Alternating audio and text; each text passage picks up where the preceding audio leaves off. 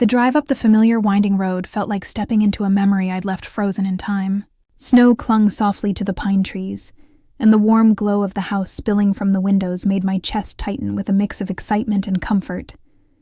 The smell of pine from the wreath on the door mingled with the faint hint of cinnamon and baked apples that always seemed to linger in the entryway. I stepped inside, and the flood of nostalgia hit me like a wave. Twinkling lights strung along the staircase, garlands draped across the mantel, stockings hung with meticulous care, each labeled in my mother's precise handwriting. I could hear the faint hum of holiday music in the background, soft and familiar, the same songs that had accompanied countless family gatherings. Memories of laughter around the tree, of my father sneaking me extra cookies, of my mother's gentle scolding when I reached for ornaments too high, all rose vividly. My heart swelled with anticipation, imagining the warmth and chatter that would soon fill the room. Yet, as I approached the dining area, my steps slowed. Something was off. The table, long and perfectly set, carried an emptiness where I had always sat. A pang of unease crept in, subtle but unmistakable, a quiet whisper that tonight might not be like all the others. The familiar scents and lights remained comforting, but the sight of that empty place at the table planted a seed of doubt. Just as the door closed behind me, and the echoes of laughter from the past felt, for the first time, slightly hollow, I froze for a moment, staring at the table, trying to convince myself I was imagining things. My usual seat, the one at the head where I had spent countless Christmas mornings laughing and sharing stories, was gone. Someone else had claimed it, smiling innocently as if it had always belonged there. I opened my mouth ready to ask, but the words caught in my throat when Aunt Carol leaned over and said lightly, almost apologetically, "It's just immediate family this year." The casualness of it sent a jolt through me. Immediate family? I had thought I was part of this family, had shared in every milestone, every tradition, every struggle and triumph. Confusion churned in my chest, mixing with an ache of embarrassment, as I realized every eye in the room flickered toward me for a brief second before returning to conversation. I felt invisible, replaced in the space I had always held. My mind raced. Did they forget me? Was this some cruel oversight? Or worse, had I been deliberately excluded? The laughter and chatter around me sounded distant, almost muffled, as if I were underwater, and I fought to steady the surge of humiliation that rose unbidden.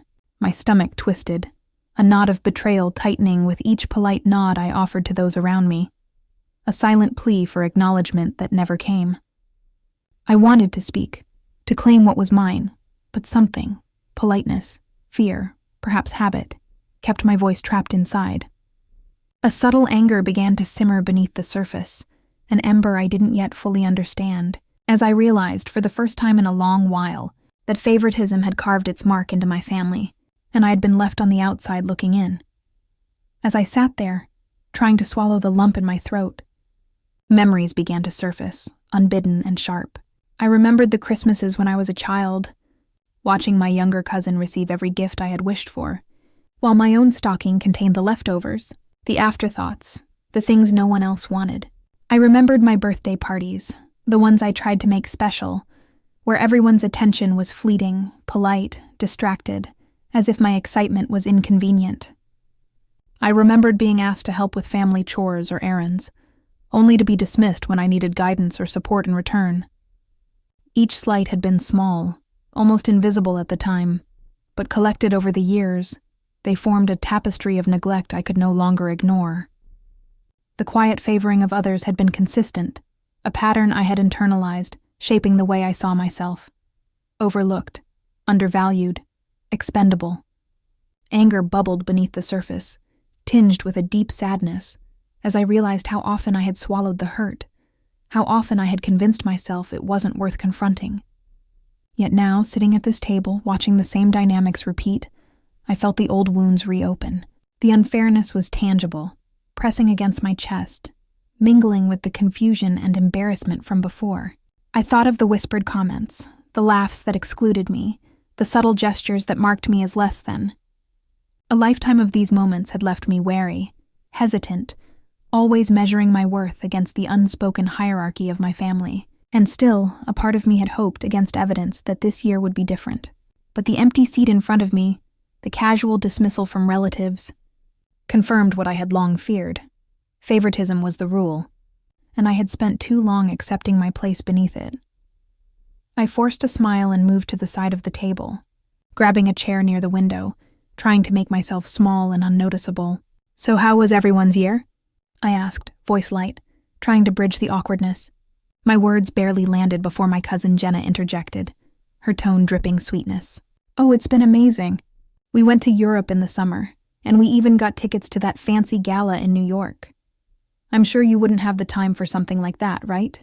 I bit back the sharp retort that rose in my throat and nodded, offering a polite laugh that sounded hollow even to me. My uncle, sitting across, smirked at some private joke with my aunt, never glancing in my direction. I felt the sting of invisibility again. I tried to steer the conversation to safer ground, asking about my grandmother's health, but even that was met with a quick brush-off. "Oh, she's fine, really. Nothing to worry about," they said, dismissing the concern with an efficiency that made my chest tighten. I caught Jenna's eye and she smiled knowingly, a small victory in the power game unfolding. I reminded myself to stay calm, to be the bigger person, but every word, every laugh that wasn't mine, felt like a subtle jab. I realized I was being tested, the old dynamic repeating, push too hard and I'd be seen as foolish. Stay quiet and I'd be invisible. I laughed when someone made a sarcastic remark about the desserts, keeping my voice even, but inside a storm was brewing, the sense of humiliation layering over every polite nod and carefully measured sentence. Even as I tried to blend in, the message was clear. My presence was tolerated, not welcomed. And I silently promised myself, between forced smiles and measured words, that this time I wouldn't stay invisible for long. As the dinner chatter continued, I noticed Jenna whispering to my aunt, glancing toward the head of the table with that smug, self-satisfied smile she always wore. Something clicked. I remembered the way she had always positioned herself front and center in family photos, always getting the best gifts, the best seats, the best attention. My curiosity overcame my hesitation, and I quietly asked my younger cousin Liam what had been decided about seating. He hesitated, then muttered, "Jenna kind of arranged it. Said it's tradition that the special family gets the main seats now." My heart thudded, a mix of shock and vindication. This wasn't random neglect, it was orchestrated. I realized the power had been theirs, a deliberate game of status and favoritism. But now I knew the rules. That tiny revelation felt like a spark in the dark, a small victory that reminded me I wasn't powerless. Suddenly, the sting of exclusion transformed into clarity. If she could manipulate the seating, then every other slight, every whispered joke, every subtle humiliation had a method I could understand and counter. Confidence, long dormant, began to rise inside me. The plan that had been simmering quietly in my mind took its first shape. I would no longer be the invisible one. Tonight I would reclaim my presence, and soon the balance would tip in my favor. The realization was intoxicating. Finally, I had a thread of control. A way to turn this situation into something I could master. I excused myself from the main table under the pretense of helping with dessert, and drifted toward the quieter corner, where my cousin Ellie and my uncle's old friend Mr. Harper were gathered. They were smiling, but I could see the tension in their eyes, the same unease I felt moments ago. Ellie leaned in, whispering, "Don't even try to compete with Jenna tonight. She's been running the show since morning." Her words were a balm, the validation I had been craving all evening. Mr. Harper nodded, adding in a low voice, "I remember when I was your age, overlooked at every gathering. You're not imagining things. Some people thrive on making others feel small." Listening to them, a rush of relief and anger surged through me at once. Finally, someone recognized what I'd been feeling all these years. They shared stories of subtle betrayals and favoritism, laughing ruefully at the absurdities that had made holidays unbearable. The more I listened, the more I realized I wasn't alone. This pattern of exclusion was bigger than I had thought, and with their quiet encouragement, I felt a spark of strategy ignite within me. These allies weren't just listeners, they were informants, witnesses, and small reinforcements for the plan slowly forming in my mind. For the first time that night, I felt the weight of isolation lift, replaced by a network of understanding and shared frustration. Their stories mirrored my own, giving voice to the hurt I had long carried silently. And as I returned to the table, I did so not with hesitation, but with a subtle shift in posture, a quiet readiness to reclaim my space, supported by those who saw me, who understood me, and who silently promised that this year, the rules might finally change. I sat back and let the idea unfold in my head, quiet as snow settling on the lawn. If Jenna played the obvious game, loud, flashy, demanding attention, then my move had to be the opposite. Patient, precise, and impossible to write off as petty. I would reclaim my dignity by changing the story everyone told about me, not by shouting, but by rearranging the pieces they used to define me. They'd regret underestimating me. I felt the sentence like a pulse, steady and bright. First, I needed optics. People believed in symbols more than facts, so I would place myself where symbols mattered. I'd wear the dress my grandmother had given me years ago, the one Jenna mocked at last year's party, and I'd carry myself like someone used to being seen. Not arrogance, but quiet authority. Second, I would seed conversations that shifted status. At dinner, I'd casually bring up the project I'd been working on, but not as bragging, as a story about late nights and hard-earned respect from colleagues who didn't expect me to make it. I would let accomplishment speak in the cadence of everyday detail. Third, I'd create small social crises that compelled others to notice me. A well-timed question that exposed a gap in their assumed knowledge, a helpful correction when someone made an embarrassing factual mistake, or a thoughtful compliment to the host that drew appreciative looks. These were micro-maneuvers, tiny reframes that would accumulate into a new perception. I imagined their faces when the conversation subtly reoriented around me, when the laughs followed my lines instead of passing me by. I pictured ally moments, too. Ellie and Mr. Harper could be quietly primed to echo my points, validate my anecdotes, or laugh at the right time. Their support would feel organic, not staged, but it would be calibrated. Social proof matters. If two people nodded when I spoke, the rest would follow. I rehearsed a few key phrases in my head, neutral and unself-conscious. It was a tough year at work, but we pulled through. Or, that reminds me of a negotiation I had to manage. Small, believable hooks that invited curiosity rather than defensiveness. I would also weaponize restraint. There was power in what I didn't say. Whenever Jenna tried to dominate, I'd let her finish, then respond with something calm and slightly unexpected, like a question that reframed her anecdote in a way that revealed its superficiality. People hate being upstaged by silence turned incisive. That pause, that look, would be a quiet tilt toward authority. Timing would be everything.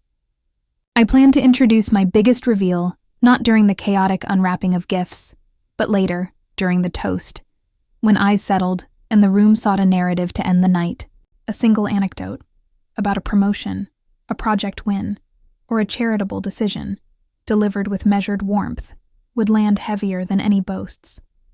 I envisioned their collective intake of breath when they realized I had been operating on a different plane all along.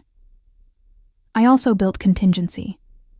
If Jenna tried to preempt me with louder displays, I'd expose her insecurity gently, ask about the gala she mentioned, prod at details she couldn't substantiate, and watch the cracks appear. It wouldn't be humiliating in a cruel way. It would simply reveal a discrepancy between appearance and reality. People despise insecurity disguised as confidence. Throughout this planning, my internal voice kept looping the same line, steady as a drum. They'll regret underestimating me. It wasn't malice. It was reclamation. I didn't want to break anyone, only to stop tolerating being broken by them. When I rose from the corner to return to the table, the plan was set in my mind like a map. The night was still young, and every move I took would be a quiet step toward a seating arrangement that reflected the person I had become. Now, with choices mapped and allies briefed in passing, I would wait for the precise hour, the clink of glasses, the lull between courses, then begin. The slightest misstep could unravel everything, but I felt steadier than I had in years, ready to convert months of silent endurance into a single, undeniable recalibration of respect and quiet triumph. I returned to the table with a calm I hadn't felt all evening, sliding into a chair at the side where I could observe without being immediately targeted. Every word I spoke was deliberate, measured, chosen to draw eyes without appearing self-conscious. When Jenna launched into a story about her extravagant trip, I listened, nodding politely. then casually added a detail from my own year that showcased experience without bragging, a project I'd managed that had impressed clients overseas. A few heads turned, curiosity piqued. Ellie caught my eye and smiled subtly, a small confirmation that my approach was working. I asked questions that revealed insight, not judgment, steering conversations toward shared challenges rather than competition. When the chef, my cousin, described the dessert he had painstakingly baked, I praised the technique and asked about the flavor combinations. His face lit up, and laughter followed when I added a playful anecdote about my own failed attempts. I noticed the shift. People leaned in, listened, and subtly deferred, the social current bending slightly toward me. Even Jenna's laughter, once confident and sharp, now wavered as my quiet authority took hold, filling the room without a single raised voice. The tension was palpable, a delicate balance between old hierarchy and emerging respect. I could feel the subtle unease radiating from those who had assumed their dominance was unshakable, and it fueled a thrill I hadn't anticipated. The table, once a theater of exclusion, was beginning to feel like a stage I could command, one anecdote and smile at a time, each measured gesture reinforcing the sense that tonight, the story of who held influence was finally being rewritten. As the chatter around me continued, I waited for the perfect opening, the moment when attention would naturally settle.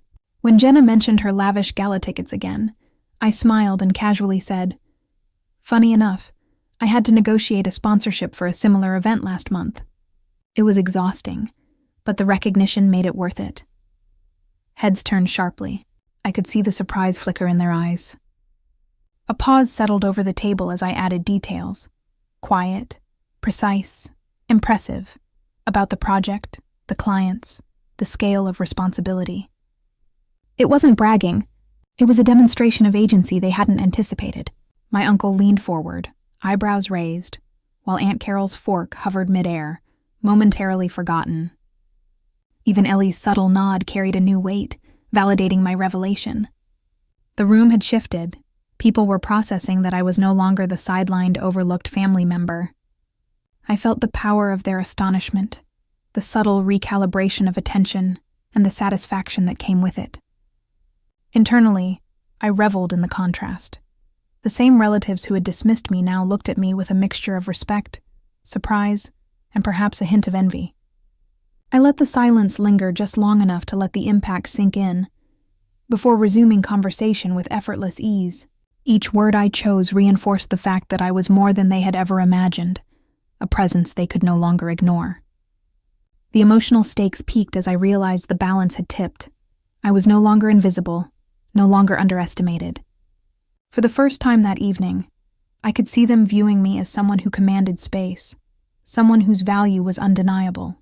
The thrill of recognition surged through me, a heady mix of vindication and quiet triumph, as I sat back, savoring the moment while the undercurrents of tension swirled around Jenna, who could no longer dominate the narrative alone.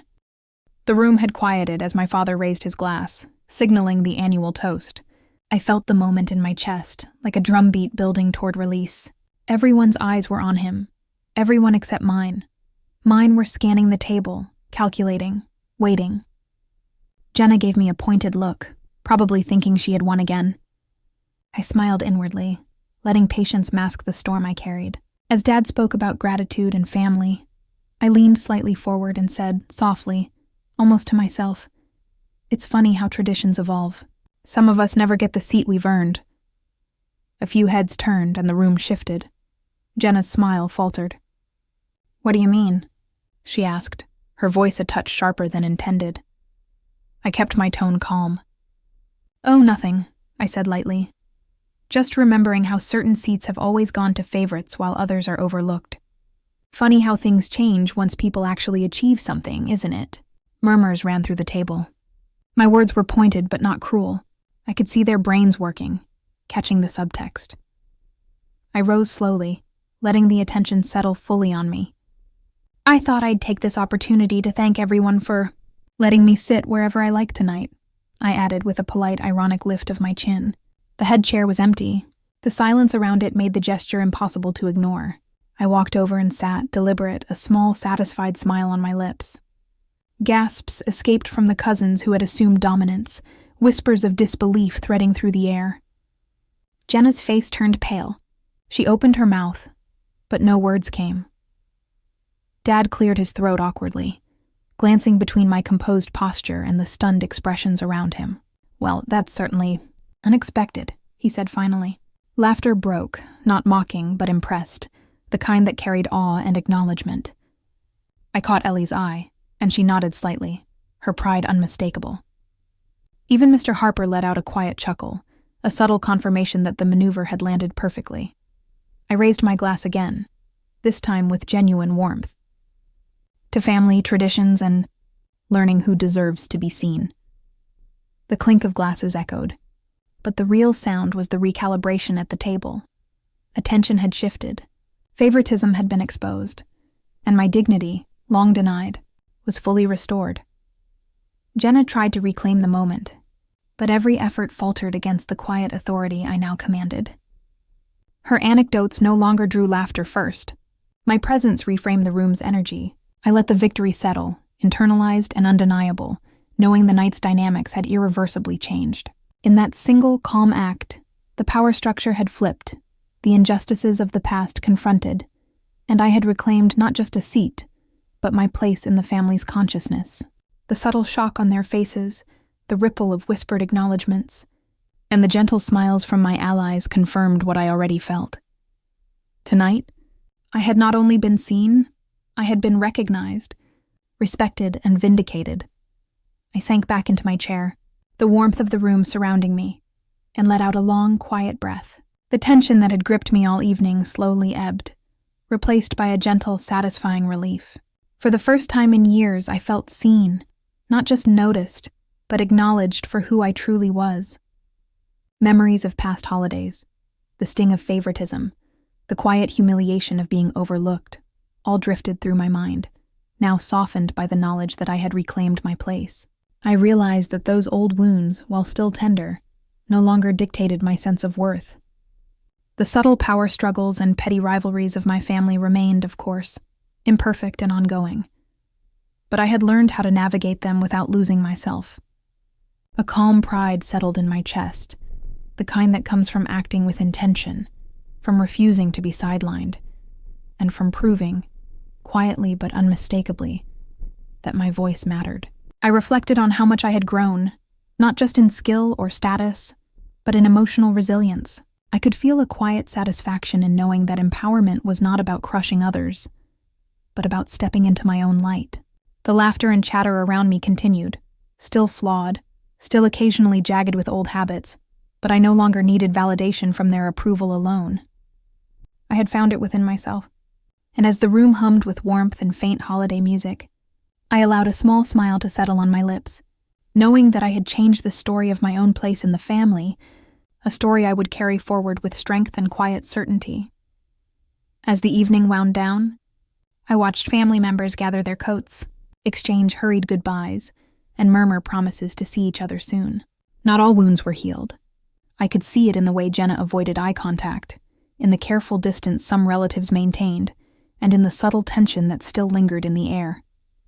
Yet, for the first time, I felt a shift beneath the surface, a recognition of my presence, a quiet respect that could not be denied. I realized that some relationships might never fully recover, and that was okay. What mattered was that I had reclaimed my own dignity, asserted my worth, and proven, without cruelty, that I belonged. Reflecting on the night, I understood the lessons it had offered.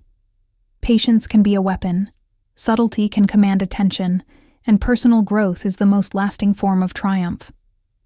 Peace settled in me, steady and warm, a quiet contrast to the chaos of old patterns. I thought of future gatherings, imagining interactions colored not by fear or exclusion, but by confidence and awareness. There was hope, small but tangible, that these moments could become less fraught over time, shaped by the authority I now carried and the respect I had quietly earned. And with that thought, I let a calm smile form, knowing that the story of who I was, and who I would continue to be, was firmly in my own hands. Resilient and unshakable. As coats were hung and farewells exchanged, I lingered by the doorway, sipping the last of my drink. Jenna, still flushed from the evening's revelations, whispered something to a cousin, glancing at me with a mix of annoyance and disbelief. I smiled quietly, recalling how she had underestimated me all these years. Not just tonight, but in ways small and subtle, thinking I would always play by the rules she expected. Then, as I stepped outside into the crisp night air, I realized I had left the gift I had prepared for her on the mantel, carefully labeled with my name, with instructions that she would only notice it after everyone had left. She would open it and see exactly what I had orchestrated, a symbolic reminder of my foresight, my planning, my ability to remain 3 steps ahead without anyone realizing. A small ironic victory that would linger long after the evening ended. I chuckled softly to myself, feeling the thrill of cleverness, the satisfaction of patience, and the quiet anticipation of what I might do next. Even as the snow settled on the driveway, I knew the story wasn't over. This was merely one chapter in a long game, and the family who thought they had predicted me had underestimated my resilience yet again.